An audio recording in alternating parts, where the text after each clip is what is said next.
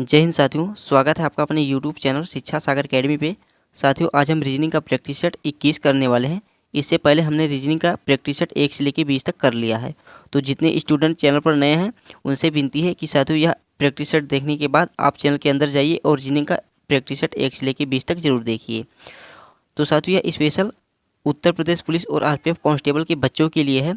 मैंने आपसे वादा किया था कि जब तक RPF कांस्टेबल तथा UPP का पेपर नहीं हो जाता तब तक इस चैनल पर डेली इसी तरह के वीडियोज आते रहेंगे।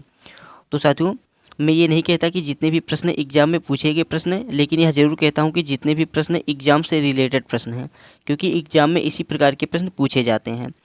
तो जितने भी ये साथियों प्रश्न प्रीवियस ईयर एग्जाम में पूछे गए थे उसी प्रकार के प्रश्नों से संबंधित प्रश्न मैं आपको करवाने वाला हूं। इससे क्या होगा साथियों, आपको एग्जाम का आइडिया पता चल जाएगा कि एग्जाम में किस प्रकार के प्रश्न पूछे जा रहे हैं। तो क्लास काफ़ी इंपॉर्टेंट होने वाली है। उससे पहले आपसे विनती है कि अगर आप चैनल पर नए हैं तो चैनल को सब्सक्राइब करके बेल आइकन को ऑन कर दीजिए। साथ ही इस वीडियो का लिंक अपने दोस्तों के साथ शेयर करना मत भूलिएगा। और साथियों, यदि आप हमसे स्टडी मटेरियल या स्टडी टाइम टेबल से संबंधित कोई भी जानकारी पाना चाहते हैं तो आप हमें इंस्टाग्राम अकाउंट शिक्षा सागर अकेडमी, साथियों शिक्षा सागर अकेडमी पे जाकर के हमसे जुड़ जाइए। और साथियों, यदि आपको मुझसे कुछ पर्सनल इन्फॉर्मेशन या कुछ क्वेश्चन पूछना है या कोई भी चीज़ अगर मुझसे पढ़ाई से रिलेटेड बातचीत करनी है तो आप हमारा पर्सनल अकाउंट है रवि शर्मा 2309। साथियों कौन सा अकाउंट, तो ये है रवि शर्मा 2309। आप इंस्टाग्राम पे या लिख के मंगा सकते हैं। साथियों स्पेशल हमारा अकाउंट है, तो आप साथियों रवि शर्मा 2309 पे जाकर के आप हमसे पर्सनली जुड़ सकते हैं और अपने प्रश्न और या एग्ज़ाम से संबंधित कोई भी प्रश्न या कोई भी डाउट हो उसको पूछ सकते हैं। तो चलिए अब हम बिना किसी देरी के प्रश्नों की ओर बढ़ते हैं। तो साथियों, आपको स्क्रीन पे प्रश्न नंबर 1 दिख रहा होगा कि निम्नलिखित प्रश्न में वह आरेख चुनिए जो नीचे दिए गए शब्द को सही निरूपित करता है। काफ़ी इंपॉर्टेंट प्रश्न है साथियों। वेन आरेख से संबंधित प्रश्न काफ़ी इंपॉर्टेंट होते हैं, एग्जाम का फेवरेट क्वेश्चन होता है। तो इससे पहले साथियों मैं जितने भी रीजनिंग का प्रैक्टिस सेट करवाया हूँ उसमें इससे रिलेटेड 2 या 3 प्रश्न डेली प्रैक्टिस सेट में करवाता हूँ। तो आज साथियों इसका पहला ही प्रश्न है, बोला है कि निम्नलिखित प्रश्न में वह वेन आरेख का चयन कीजिए जो शब्द को सही निरूपित करता है। देखिए, वेन आरेख से संबंधित प्रश्नों को हम सॉल्व करने से पहले हम इनको देखेंगे कि इनका संबंध आपस में बैठ रहा है कि नहीं बैठ रहा है। देखिए साथियों, जो शाखाएं हैं, पेड़ हैं और जड़ हैं, हमें इनका संबंध बनाना है। अगर इनका संबंध बन जाएगा तो हम संबंध वाला डायग्राम बनाएंगे। तो देखिए, पहले हम कौन सा बना लेते हैं, पहले हम शाखाएँ वाला डायग्राम बना लेते हैं। तो मान लीजिए साथियों ये क्या है, तो मान लीजिए ये शाखाएँ वाला डायग्राम है। अब इसके बाद में हम अब देखेंगे साथियों कि पेड़ का और शाखा से संबंध है कि नहीं है। तो साथियों पेड़ जो है और शाखा का संबंध है, क्योंकि साथियों पेड़ में ही शाखाएं पाई जाती हैं, यानी पेड़ में जो तने होती हैं उसकी बड़ी होती हैं तो वह शाखा कहलाती हैं।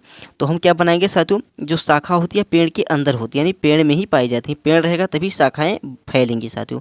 तो हम पेड़ वाला डायग्राम ये बना लेते हैं। ये हो गया साथियों पेड़ वाला डायग्राम। तो ये पेड़ वाला डायग्राम हो गया। अब हम देखते हैं कि जो ये लिखा है साथियों जड़, ये जो जड़ का इनसे संबंध है कि नहीं। तो साथियों सीधी सी बात है, कोई भी पेड़ अगर खड़ा है, हरा भरा है या उसमें कुछ भी जीव है, यानी पेड़ अगर सजीव है साथियों, हरा भरा है तो उसमें जड़ होता है, यानी जड़। तो पेड़ का संबंध शाखाएं और जड़ दोनों से। तो यहाँ पे हम क्या हो जाएगा, हमारे यहाँ पे हम जड़ भी लिख लेंगे।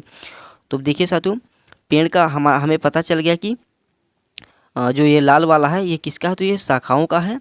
उसके बाद में ये जो ये वाला कलर है साथियों ये पेड़ का है, और फिर जो ब्लू वाला कलर है यह जड़ का है।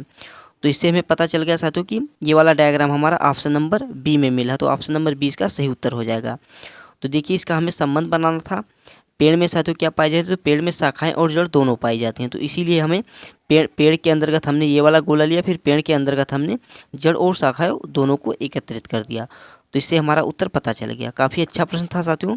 चलिए अब हम प्रश्न नंबर 2 की ओर बढ़ते हैं। स्क्रीन पे प्रश्न नंबर 2 दिख रहा है कि निम्नलिखित विकल्पों में से संबंधित संख्या को चुनिए। काफ़ी अच्छा प्रश्न है। प्रश्न है निम्नलिखित विकल्पों में से संबंधित संख्या को चुनिए। जैसे 40 का संबंध 100 से है, ठीक उसी प्रकार 56 का संबंध किससे होगा, यानी क्वेश्चन मार्क के स्थान पे क्या आएगा। काफ़ी अच्छा प्रश्न है।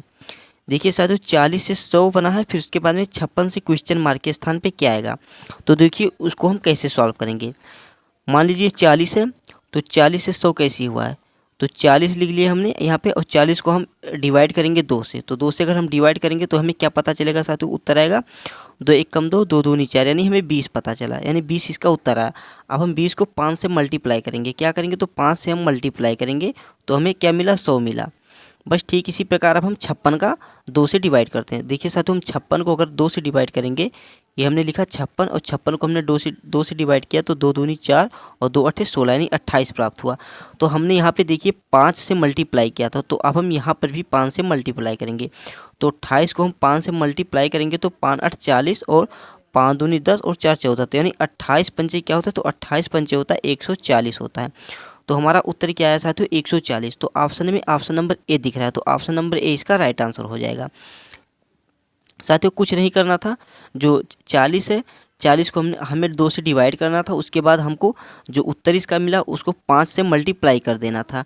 ठीक इसी प्रकार हमने 56 का भी किया, 56 को हमने 2 से डिवाइड किया, 2 से डिवाइड करने के बाद हमें उत्तर मिला 28, 28 को हमने 5 से मल्टीप्लाई किया, 5 से मल्टीप्लाई करने के बाद हमें उत्तर इसका मिला 140। तो ऑप्शन में ऑप्शन नंबर ए 140 दिख रहा है, तो ऑप्शन नंबर ए इसका राइट आंसर हो जाएगा। चलिए हम प्रश्न नंबर 3 की ओर बढ़ते हैं।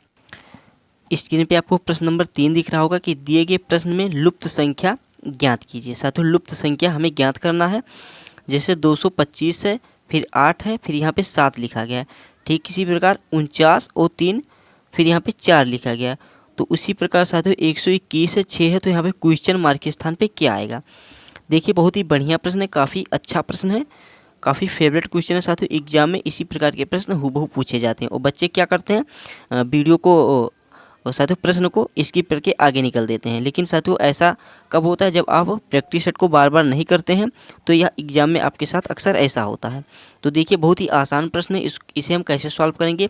देखिए साथियों ऊपर वाला जो लिखा है कॉलम में 225, ये कैसे लिखा गया है। देखिए 8 है और 7 है, अगर हम इसको ऐड करेंगे यानी 8 7 क्या होता है, तो 8 7 होता है 15, 15 का अगर हम स्क्वायर करेंगे तो क्या होगा, 15 15 हम होता है साथियों 225। तो ठीक इसी प्रकार यहाँ पे 225 लिखा गया है। अब हम 4 और 3 7, 4 3 7 को ऐड करेंगे तो क्या होगा, 4 और 3 क्या होगा, तो साथियों 4 3 7 होगा। 7 का अगर स्क्वायर करेंगे तो क्या आएगा, 7 7 49 होता है। तो 49 यहाँ पे लिखा गया है। बस ठीक इसी प्रकार अब यहाँ पे 6 है, अब 6 में हम क्या जोड़ें कि 121 का स्क्वायर बन जाए, यानी 6 में हम क्या जोड़ के स्क्वायर करें कि 121 आ जाए। तो देखिए अगर हम 6 में 5 जोड़ेंगे साथियों, क्या जोड़ेंगे, 5 जोड़ेंगे, तो 6 5 कितना होता है, 11 होता है। 6 5 11 होता है। यदि हम 11 का स्क्वायर करेंगे तो क्या होगा, 121 हो जाएगा। तो 11 का स्क्वायर करेंगे साथियों तो हमें 121 प्राप्त होता है। तो यहाँ पे क्या हो जाएगा, यहाँ पे क्वेश्चन मार्क के स्थान पे साथियों 5 आएगा। तो अब हमें इसका उत्तर पूछा था कि क्वेश्चन मार्क के स्थान पे क्या आएगा, तो क्वेश्चन मार्क के स्थान पे आएगा ऑप्शन नंबर बी 5 आएगा। तो ऑप्शन नंबर बी इसका सही उत्तर है साथियों। बहुत ही बढ़िया प्रश्न था साथियों, लुप्त संख्या ज्ञात करनी थी, तो हमारा लुप्त संख्या जो क्वेश्चन मार्क के स्थान पे 5 आएगा, क्योंकि 6 और 5 जोड़ेंगे तो 11 होगा, और 11 का स्क्वायर जो है 121 होता है। तो हमें 121 किसी तरह से लाना था, तो हमने 5 6 और 5 को जोड़ा, तो 6 5 11, 11 11 में 121 हुआ। बहुत ही बढ़िया प्रश्न था। चलिए अब हम प्रश्न नंबर 4 की ओर बढ़ते हैं। स्क्रीन पे प्रश्न नंबर 4 है। बोला है कि यदि 23 गुणे 5 बराबर 27 और 13 गुणे 8 बराबर 20, तो 29 गुणे 6 बराबर क्या होगा। बहुत ही बढ़िया प्रश्न है। देखिए साथियों इस प्रकार के प्रश्न को हम कैसे सॉल्व करेंगे। रीजनिंग में साथियों हमें मल्टीप्लाई यानी मल्टीप्लाई जोड़ और माइनस, इससे कोई भी फर्क नहीं लेना होता है। इसे हम ज्ञात कैसे करेंगे, देखिए मान लीजिए 23 है यहाँ पे लिखा और ये 5 लिखा है, इसको हमें किसी तरह से इसको 27 लेके आया है। तो हमें पूछा गया कि 29 मल्टीप्लाई 6 बराबर क्या आएगा। तो देखिए इसे हम कैसे सॉल्व करेंगे। यहाँ पे जो मल्टीप्लाई का ऑप्शन है इसको साथियों हमने प्लस मान लिया है। इसको क्या माना, हमने प्लस मान लिया। तो 23 और प्लस 5 करेंगे तो क्या होगा, 23 और प्लस क्या होता है साथियों, 23 प्लस 5 बराबर 28 होता है। और 28 में से 1 घटा दिया है तो क्या हो गया, माइनस हो 1 किए तो 27 हुआ। ठीक इसी प्रकार 13 और 8 को जोड़ेंगे तो 13 8 कितना होता है साथियों, 13 प्लस 8, 13 प्लस 8 बराबर 21 होता है। 21 में से 1 माइनस करेंगे तो क्या आएगा, हमें 20 मिलेगा। तो बस इसी प्रकार अब हम 29 और 6 इसको जोड़ेंगे तो क्या होगा, 29 और 6, तो यहाँ पे हम लिखेंगे 29 प्लस 6 तो बराबर क्या होगा 35। 35 में से अगर हम 1 माइनस कर देंगे तो क्या आएगा, हमें मिलेगा उत्तर इसका 34। तो ऑप्शन में ऑप्शन नंबर बी 34 दिख रहा है, तो ऑप्शन नंबर बी इसका राइट आंसर हो जाएगा। काफ़ी अच्छा प्रश्न था साथियों। हमें मल्टीप्लाई वाले ऑप्शन से कुछ लेना देना नहीं है, हमें किसी तरह से साथियों सॉल्व करके उत्तर इसका लाना था। तो हमें उत्तर इसका ऑप्शन नंबर बी मिला, 34 मिला साथियों। मल्टीप्लाई के स्थान पे प्लस का हमने चिन्ह ले लिया, फिर उनमें से एक माइनस कर दिया, तो हमारा उत्तर आ गया। ठीक इसी प्रकार हमें इसका उत्तर लाना था। बहुत ही बढ़िया प्रश्न है साथियों। एग्जाम में इस प्रकार के प्रश्न पूछे जाते हैं। बच्चे क्या करते हैं, उसको मल्टीप्लाई करते रह जाते हैं और एग्जाम में तब तक उनका समय वेस्ट हो जाता है। तो इस प्रकार के प्रश्न साथियों काफ़ी इंपॉर्टेंट होते हैं, एग्जाम में पूछे जाने वाले प्रश्न होते हैं। चलिए अब हम प्रश्न नंबर 5 की ओर बढ़ते हैं। साथियों स्क्रीन पे प्रश्न नंबर 5 दिख रहा है कि दिए गए अक्षर श्रृंखला को पूरा कीजिए। साथियों अक्षर श्रृंखला से रिलेटेड प्रश्न काफ़ी इंपॉर्टेंट होते हैं साथियों, काफ़ी इंपॉर्टेंट होते हैं, एग्जाम का फेवरेट क्वेश्चन होता है। देखिए इस प्रकार के प्रश्न को ज्ञात करने के लिए हमें क्या करना पड़ेगा, पहले इनको हमें गिनना पड़ेगा कि कुल कितने अक्षर हैं। तो देखिए 1 है, 2 है, 3, 4, 5, 6, 7, 8, 9, 10, 11, 12, 13, 14, 15, टोटल साथियों 15 अक्षर हैं। अब हम इनको भरेंगे। तो देखिए अगर अक्षर श्रृंखला से रिलेटेड प्रश्न पूछे जाएं एग्जाम में, तो हमें क्या करना चाहिए, हमें ज़्यादा से ज़्यादा बड़े वाला पेड़ बनाना चाहिए। लेकिन यहाँ पे साथियों हम छोटा वाला पेड़ बना के इसका उत्तर ज्ञात करेंगे। तो देखिए पहले हम 15 है साथियों, तो इसको हम 5 से भी डिवाइड कर सकते हैं, 3 से भी डिवाइड कर सकते हैं। तो हम क्या करेंगे, पहले हम इसे 3 से डिवाइड करेंगे। देखिए 1, 2, 3, हमने एक पार्ट ये इसका ले लिया, फिर एक पार्ट 1, 2, 3 एक पार्ट ये ले लिया, फिर 1, 2, 3 एक पार्ट ये ले लिया, फिर 1, 2, 3 एक पार्ट ये ले लिया। तो हमने साथियों इसको 3 पार्ट में डिवाइड कर लिया। तो अब देखिए अब यहाँ पे बी ए, फिर यहाँ पे अब देखिए बी के पहले क्या लिखा है। तो साथियों बी के पहले क्या लिखा है, तो देखिए यहाँ पे साथियों ए के बाद जो सी लिखा है, तो बचा कौन बी। तो यहाँ पे हम पहले क्या लिख लेंगे, तो यहाँ पे हम सी भर लेते हैं। तो पहले हम यहाँ पे क्या लिखेंगे, आगे लिख देते हैं सी लिख दे रहे हैं। तो हमें अब क्या पता चल गया कि हमारी श्रृंखला CBA इस प्रकार से बनने वाली है। तो अब यहाँ पे जो डैश है, तो यहाँ पे हम क्या लिखेंगे, तो सी है, फिर यहाँ पे हम बी लिखेंगे, फिर यहाँ पे CBA, फिर यहाँ पे भी बी लिखेंगे, CBA। अब यहाँ पे साथियों पहले हम लास्ट में भरेंगे, लास्ट में हम क्या लिखेंगे, तो सी लिखेंगे। तो CBA क्या पता चले साथियों हमें, तो CBA। तो यहाँ पे भी क्या लिखेंगे, तो यहाँ पे CB, अब यहाँ पे क्या आ जाएगा, तो A आएगा, तो CBA यहाँ पे आएगा। तो अब हमें देखिए हमें क्या मिला साथियों, सी मिला हमें, फिर बी मिला, फिर बी हमने लिखा, फिर ए लिखा, फिर सी लिखा। अब ऑप्शन में कौन सा ऑप्शन इस प्रकार से मिला है, CBBAC। तो ऑप्शन में साथियों ऑप्शन नंबर ए मिला है, तो ऑप्शन नंबर ए इसका राइट आंसर हो जाएगा। साथियों CBBAC ये वाली श्रृंखला हमने भरी, तो हमारा उत्तर आ गया CBBAC, ये हमारा उत्तर हो गया। बहुत ही बढ़िया प्रश्न था साथियों। चलिए हम प्रश्न नंबर 5 की ओर बढ़ते हैं, सॉरी साथियों 6 की ओर बढ़ते हैं। साथियों स्क्रीन पे आपको प्रश्न नंबर 6 दिख रहा है। काफ़ी इंपॉर्टेंट प्रश्न साथियों, 5 से रिलेटेड प्रश्न एग्जाम में कई बार पूछे जाते हैं, काफ़ी इंपॉर्टेंट प्रश्न होते हैं। देखिए क्या बोला है प्रश्न है कि नीचे एक घन की 2 अवस्थाएं दर्शाई गई हैं, अक्षर बी के विपरीत फलक पर कौन सा अक्षर आएगा। बहुत ही बढ़िया प्रश्न है। देखिए नीचे एक घन है, ये ऑप्शन में दिख रहा है साथियों, ये दोनों घन दिख रहे हैं। तो घन की 2 अवस्थाएं दिखाई गई हैं। ये मान लीजिए ए घन हो गया और ये बी घन हो गया। तो घन की 2 अवस्थाएं दिखाई गई, अक्षर बी के विपरीत फलक पर कौन सा फलक आएगा। यानी यहाँ पे जो बी है साथियों, इसका विपरीत फलक कौन सा होगा। तो देखिए अगर इस प्रकार का प्रश्न पूछा जाए, किसी अंक का विपरीत फलक पूछा जाए, तो इन 500 में हमें एक ही चीज़ देखेंगे, इनमें कॉमन कौन सा मिला। तो इन दोनों में कॉमन हमें कौन सा मिला, तो यन यहाँ पे भी और यन यहाँ पे भी है, तो हमें कॉमन मिला यन यहाँ पे मिला। अगर कोई अंक कॉमन मिल जाए तो उसको हम पहले वाला यहाँ पे लिख लेंगे, पहला पासा ये हो गया साथियों, हमने ये लिखा, और फिर दूसरे वाला यहाँ पे लिख लेंगे। तो देखिए अब इसको हम क्या करेंगे, तो यहाँ पे यन है और फिर यहाँ पे यन है, तो दोनों का यन हम कॉमन सेम लिख लेंगे। अब इसको हम घड़ी की दिशा में घुमाएंगे, यानी क्लॉकवाइज घुमाएंगे। तो क्लॉकवाइज घूमेगा, ऐसे घूमेगा, फिर इस प्रकार से घूमेगा। तो यन के बाद हमने क्या लिखा, अब हम बी लिखेंगे, बी के बाद हम लिखेंगे यहाँ पे यस लिखेंगे। ठीक इसी प्रकार क्लॉकवाइज घुमाएंगे, तो यहाँ पे यन के बाद क्या आया, तो क्यू आया, क्या आया, तो क्यू आया है। क्यू के बाद यहाँ पे क्या आया, तो टी आया है। तो बस अब जो जिसका आमने सामने पड़ा साथियों, वह उसका विपरीत हो गया। तो देखिए प्रश्न हमसे क्या पूछा गया, बोला गया अक्षर बी के साथियों, किसके, तो बी के विपरीत फलक पे क्या होगा। तो साथियों देखिए बी के विपरीत फलक पे कि क्यू दिख रहा है, क्या दिख रहा है, तो क्यू दिख रहा है। तो ऑप्शन में ऑप्शन नंबर ए दिख रहा है क्यू। तो ऑप्शन नंबर ए इसका सही उत्तर हो जाएगा। अगर एग्जाम में पूछता कि यस का विपरीत क्या होगा, तो यस का विपरीत साथियों टी हो जाता, यस का विपरीत टी हो जाता। तो काफ़ी अच्छा प्रश्न था साथियों, बी का विपरीत क्यों होगा। चलिए अब हम प्रश्न नंबर 7 की ओर बढ़ते हैं। स्क्रीन पे प्रश्न नंबर 7 दिख रहा है कि दिए गए विकल्प में से संबंधित शब्द का चयन करें। काफ़ी अच्छा प्रश्न है। देखिए संबंधित शब्द का चयन करना, जैसे स्कूल का संबंध शिक्षक से, ठीक इसी प्रकार न्यायालय के संबंध किससे होगा। देखिए साथियों, स्कूल का संबंध किससे, तो शिक्षक से है।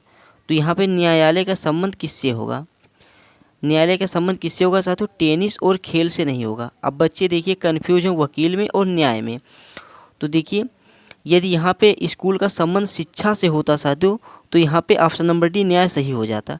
लेकिन स्कूल में शिक्षक यानी अध्यापक है, तो स्कूल में शिक्षक से संबंध, ठीक इसी प्रकार न्यायालय में कौन रहते हैं, तो न्यायालय में वकील रहते हैं। तो इसका सही उत्तर हो जाएगा ऑप्शन नंबर ए। तो ऑप्शन नंबर ए इसका सही उत्तर हो जाएगा। प्रश्न के हिसाब से साथियों ऑप्शन नंबर ए इसका राइट आंसर है। स्कूल का संबंध शिक्षक से है, तो न्यायालय का संबंध वकील से है। चलिए अब हम प्रश्न नंबर 8 की ओर बढ़ते हैं।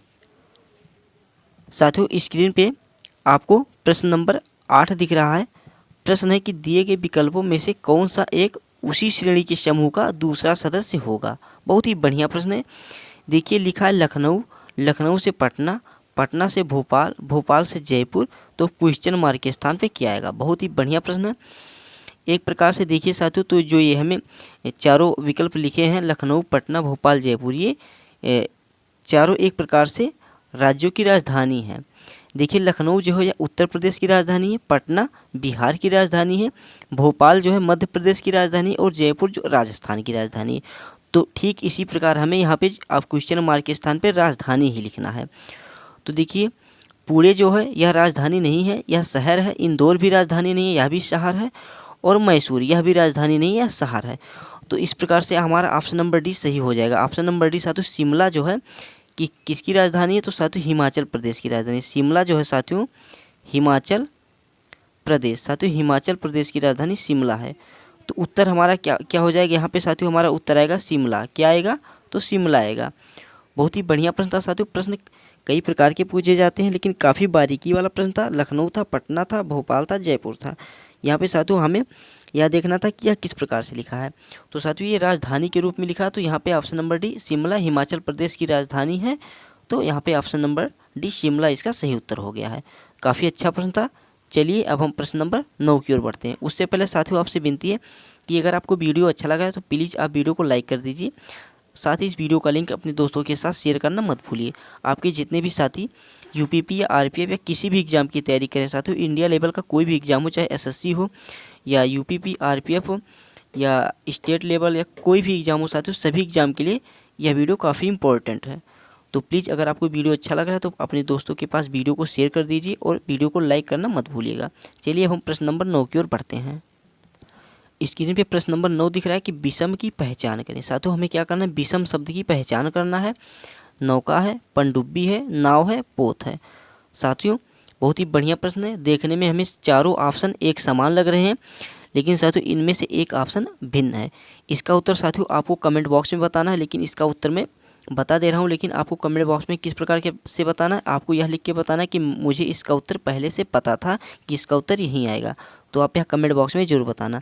देखिए साथियों विषम की हमें पहचान करना है। तीनों एक प्रकार से आपस में मेल खा रहे हैं, लेकिन एक इनमें से मेल नहीं खा रहा, तो वह विषम हो जाएगा। देखिए नौका, नाव और पोत ये तीनों क्या है, तो ये तीनों साथियों जल के ऊपर रहते हैं। क्या रहते हैं, तो जल के साथियों ऊपर चलते हैं। और पनडुब्बी जो है साथियों यह जल के अंदर रहती है। कहाँ पे रहती है, तो जल के अंदर रहती है। पनडुब्बी साथियों यह जल के अंदर रहती है। तो इसी प्रकार साथियों जल के अंदर चलने वाली को क्या कहेंगे, पनडुब्बी कहेंगे। तो इसी प्रकार पनडुब्बी से भिन्न हो जाएगा। तो ऑप्शन नंबर बी इसका राइट आंसर हो जाएगा। नौका, नाव और पोत यानी जहाज ये जल के ऊपर चलते हैं, लेकिन पनडुब्बी जो है यह जल के अंदर चलती है। तो काफ़ी अच्छा प्रश्न था। चलिए हम प्रश्न नंबर 10 की ओर बढ़ते हैं। साथियों स्क्रीन पे प्रश्न नंबर 10 दिख रहा है कि निम्नलिखित प्रश्न में ए बी रेखा का सही प्रतिबिंब बताइए। साथियों ए बी रेखा का सही प्रतिबिंब बताइए। ये एम एन जो लिखा है साथियों इसको हम ए बी मान लेते हैं। ये ए हो गया या बी हो गया, टाइपिंग में थोड़ा गलती हो गया, इसीलिए आपसे क्षमा चाहता हूँ। तो देखिए साथियों ए बी रेखा का सही प्रतिबिंब हमें बताना है। या एक प्रकार से क्या हो गया, मान लीजिए साथियों शीशा हो गया। अगर हम कोई भी चीज़ शीशा के सामने रखते हैं साथियों तो उसका हमें उल्टा दिखाई देता है। क्या दिखाई देता है? तो विपरीत दिखाई देता है। जो ये यहाँ पे ZSJ लिखा है या किसी शीशे के सामने रखा गया है साथियों तो इसका उल्टा बनेगा। इसका उल्टा क्या कैसे बन जाएगा? देखिए, अब जो J है साथियों उलट जाएगा। J उलट के सबसे पहले हो जाएगा और सबसे पहले जब होगा तो यह भी उल्टा लिखा जाएगा। कैसे हो जाएगा? ऐसे हो जाएगा। उसके बाद में यस जो है साथियों यस भी पलट जाएगा, तो यस पलटने पे इस प्रकार से हो जाएगा। फिर जड़ है, जड़ जो पलटेगा तो जज पलटने पे साथियों या इस प्रकार से लिख उठेगा। आपको यकीन ना हो तो इस वीडियो का साथियों आप स्क्रीनशॉट ले लीजिए और आप किसी दर्पण के सामने यानी शीशा के सामने लेके जाइए, आपको सेम हूबहू इसी प्रकार का आपको चित्र देखने को मिलेगा। तो देखिए साथियों, इस प्रकार से अगर हम किसी AB रेखा यानी किसी शीशा के सामने रखेंगे तो हमें इसी प्रकार से देखने को मिलेगा। तो ऑप्शन में साथियों देखते हैं कहाँ पे ऑप्शन इससे मेल खा रहा है। तो ऑप्शन देखते हैं साथियों, जैसे ऑप्शन नंबर डी दिख रहा है तो साथियों ऑप्शन नंबर डी जो है इसका राइट आंसर हो जाएगा। ऑप्शन नंबर डी इसका सही उत्तर हो जाएगा। ऑप्शन में भी ए में साथियों JS जड़ से स्टार्ट है, लेकिन यहाँ पे J जो है सीधा हो गया है, तो इसी प्रकार इसका उत्तर यह नहीं होगा। इस प्रकार इसका उत्तर ऑप्शन नंबर डी इसका सही उत्तर हो जाएगा। और यहाँ पे बी में साथियों यस जो है यस सीधा बन गया है ना, यस हमें इस प्रकार से बनेगा तभी सही होगा। तो इस प्रकार से ये भी गलत है, ऑप्शन नंबर डी इसका सही उत्तर है। तो बस साथियों प्रश्न यहीं तक थे। आशा करता हूँ आपको वीडियो अच्छा लगा होगा। यदि आपको वीडियो अच्छा लगा तो प्लीज़ आप वीडियो को लाइक कर दीजिए। साथ ही अगर आप चैनल पर नए हैं तो चैनल को सब्सक्राइब करना मत भूलिए। और साथियों इस जो उसका मैंने उत्तर पूछा था उसको आप कमेंट बॉक्स में ज़रूर बताना कि उसका उत्तर मुझे पहले से पता था। और यदि आपको स्टडी मटेरियल से संबंधित कुछ भी या स्टडी टाइम टेबल से संबंधित जानकारी चाहिए तो आप यूट्यूब पे जाकर के साथियों इंस्टाग्राम अकाउंट पे जाइए और शिक्षा सागर एकेडमी लिखिए। वहाँ पे आप मुझसे क्वेश्चन पूछ सकते हैं। यदि आपको मुझसे कुछ पर्सनल बात करना है, कुछ भी इन्फॉर्मेशन या कोई भी क्वेश्चन पूछनी है तो आप इंस्टाग्राम अकाउंट रवि शर्मा 2309 साथियों 2309 यानी रवि शर्मा 2309 लिखने के बाद रवि शर्मा के पास साथियों 2309 यह लिखना मत भूलिएगा। तो साथियों इस पे भी आप सर्च करके मुझसे जुड़ सकते हैं। तो साथ ही साथियों आप मुझे इंस्टाग्राम अकाउंट पे भी फॉलो कर सकते हैं, वहाँ पे आप अपने क्वेश्चन और डाउट्स को पूछ सकते हैं। और अगर आपको वीडियो अच्छा लगा तो प्लीज़ आप वीडियो को लाइक कर देना। साथ ही इस चैनल पर नए हैं तो चैनल को सब्सक्राइब करना मत भूलिएगा। तो चलिए मिलते हैं हम कल वाली वीडियो में। कल हम रीजनिंग का प्रैक्टिस सेट 22 करने वाले हैं। कल का क्लास काफ़ी इंपॉर्टेंट होने वाला है, तो कल वाली क्लास को आप देखना मत भूलिएगा। तो चलिए साथियों मिलते हैं कल वाली वीडियो में। तब तक के लिए जय हिंद, जय Bharat, Vande Mataram, take care, bye bye.